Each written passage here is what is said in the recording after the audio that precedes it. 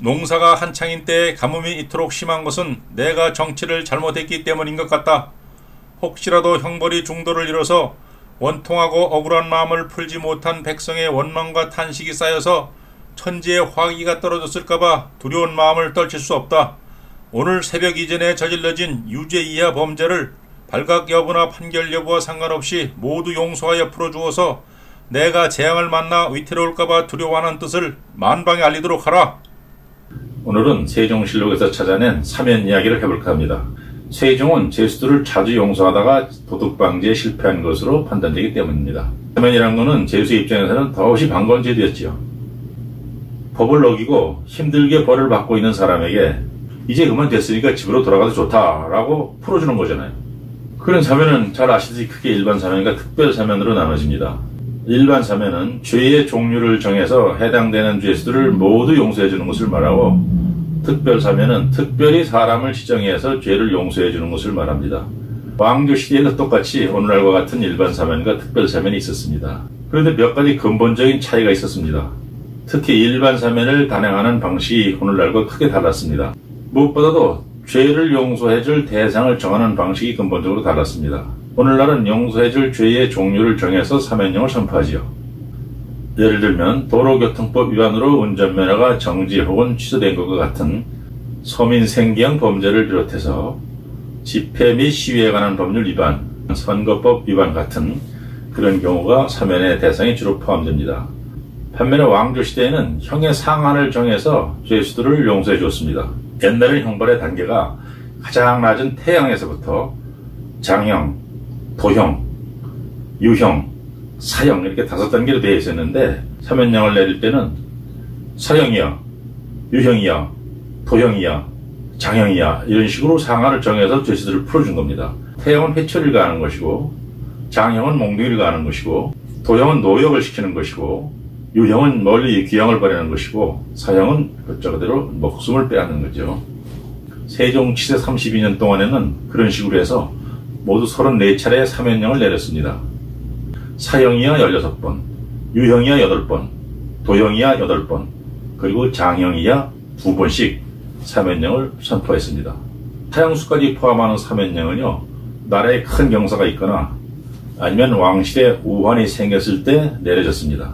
본인이 임금으로 즉위했을 때, 부왕에게 상왕존을 올릴 때, 세자를 책봉했을 때, 부왕 태종이 죽어서 3년상을 마쳤을 때, 세자가 아들을 낳아서 세손이 생겼을 때, 그 세손을 왕세손으로 책봉하였을 때, 이런 경우에 사형수까지 포함하는 사면령을 내렸습니다.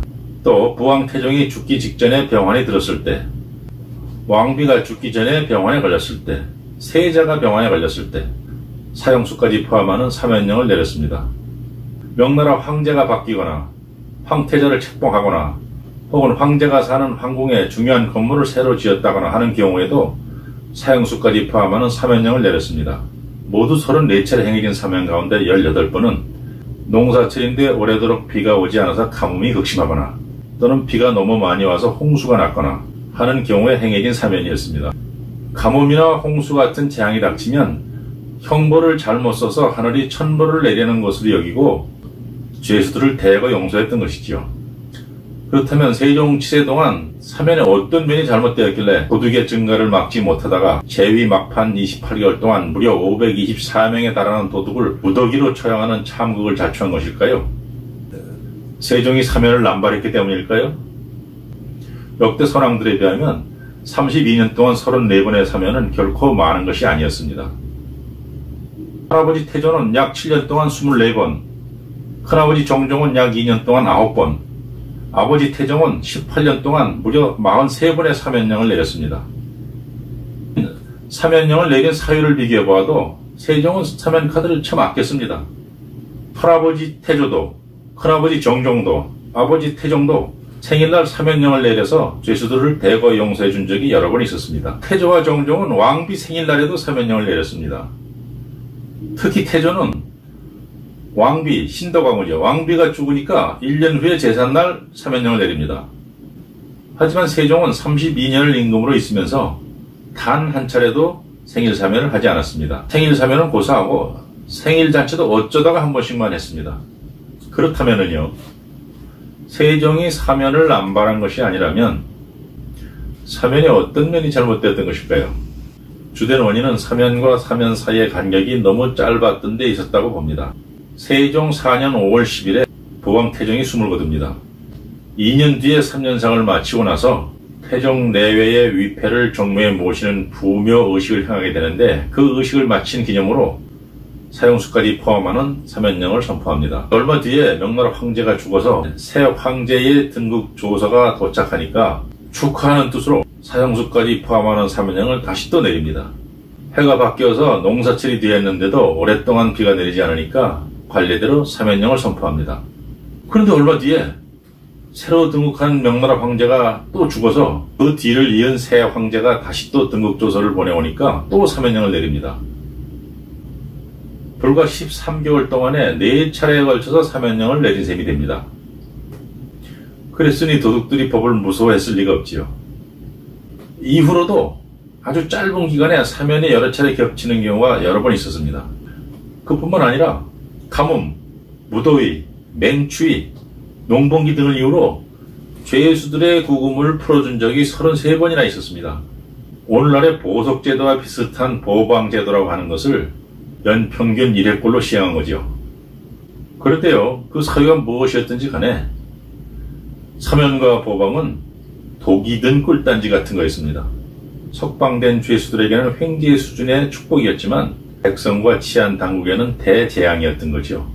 석방된 죄수의 대다수가 도둑들이었고 그중 대다수가 풀려나자마자 다시 도둑질을 했기 때문입니다. 가뭄이 극심해서 죄수들을 사면하거나 보방한 경우는 치안 당국에 큰 부담이고 백성에게는 큰 위협이 되었습니다.